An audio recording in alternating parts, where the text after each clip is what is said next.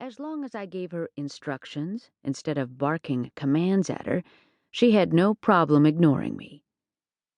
Around us, the packwoods teemed with life. The afternoon sun shone bright. Leaves rustled in the breeze.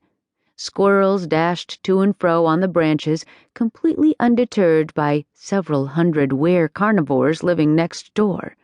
In the distance, the faint sound of chainsaws rumbled. The narrow road leading to the keep was in danger of becoming impassable, and a team of shapeshifters had been dispatched this morning to cut down some of the trees. A yellow butterfly floated up. Julie watched it.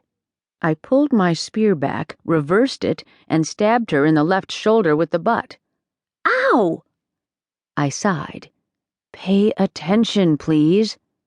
Julie made a face. My arm hurts. Then you better block me so I don't make something else hurt. This is child abuse. You're whining. We're doing or block. I spun the spear business end forward and stabbed at her again in slow motion. Julie pinned my spear with hers and stayed there. Don't just sit there with your spear. You have an opening. Might want to do something about it. She raised her spear and made a half-hearted attempt to stab me in the chest. I gave her a second to recover, but she didn't move. That was it. I'd had it. I turned the spear and swept her legs from under her. She fell on her back, and I drove the spear into the ground a couple of inches from her neck. She blinked, pale blonde hair fanned out wide from her head. What's your deal today? Kevin asked Maddie to the moon dance. Maddie, a werebear, was Julie's best friend. The moon dance was the pack's way of letting the teenagers blow off steam. Every other Friday evening, provided the magic was down, the shapeshifters hauled the speakers out and blasted dance music from the keep's battlements. Being invited to the moon dance by a boy was, understandably, a big deal. It still didn't explain why 2 months of lessons and spear practice had vanished from my ward's head. So, I'm supposed to help pick the outfit for tomorrow, Julie said, lying there like a slug. And this is more important than practice? Yes. I pulled my spear out. Fine, go do your thing. You'll owe me an hour on Saturday. No force on the planet could make her concentrate when she got like this, so making her practice was a waste of time anyway.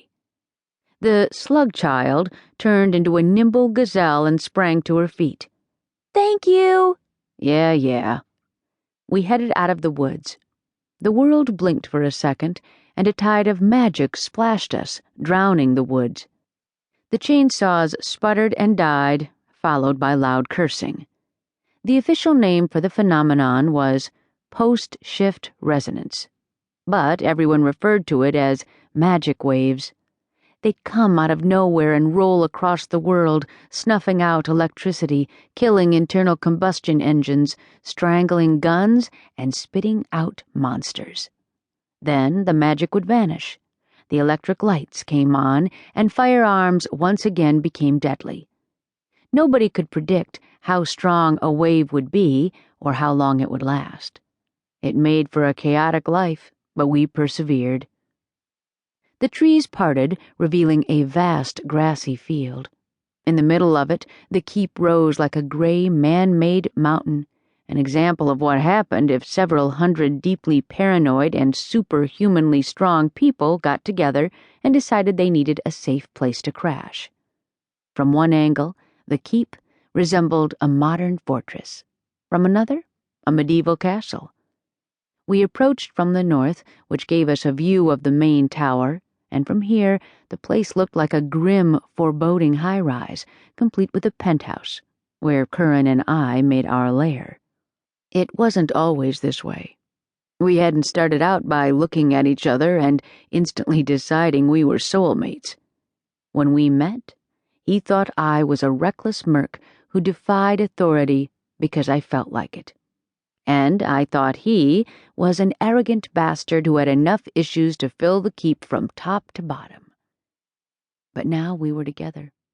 He was the Beast Lord, and I was his consort.